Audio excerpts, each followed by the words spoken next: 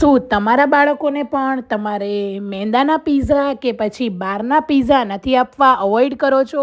તો હું આજે વધેલી રોટલીમાંથી ઘરે જ પીઝા બનાવીશ. તો વધેલી રોટલીને આ રીતે રાઉન્ડ શેપમાં કટ કરી લેવાની છે. તમે આખી રોટલી પણ રાખી શકો છો. તો આ રોટલીને આપણે પેનની અંદર 1 ટેબલસ્પૂન તેલ લગાવીને એકદમ સારી રીતે ક્રિસ્પી કરી લેવાની છે. હવે એની ઉપર કેચઅપ કે પછી પીઝા સોસ એડ કરી દેવાનો છે. ઉપરથી ગ્રીન ચટણી એડ કરી દેવાની છે અને બાળકોને ગમતા બધા જ વેજીટેબલ એડ કરવાના છે. ડુંગળી છે, ગાજર એડ કરે છે, સ્વીટ કોર્ન, કેપ્સિકમ બધા જ વેજીસ એડ કરી દેવાના છે અને ચીઝ ઉપરથી ગ્રેટ કરી લેવાની છે. તો આ રીતે મેં અહીંયા ચીઝ એડ કરી દીધી છે. ઉપરથી chilli flakes, oregano, pizza seasoning add કરી દેવાના છે. પેનની અંદર આ રીતે રોટી પીઝાને મૂકીને થોડું એવું પાણી વાટકીમાં મૂકીને સ્ટીમ કરી લેવાના છે. 2 થી 3 મિનિટ પછી એકદમ ક્રિસ્પી અને ચટપટા પીઝા રેડી છે. પીઝાને સર્વ કરવા અહીંયા મેં ઓડી યુનિરેપ પેપરનો ઉપયોગ કર્યો છે. એકદમ ક્રિસ્પી પીઝા રહેશે. તો તમે પણ આ પીઝા જલ્દીથી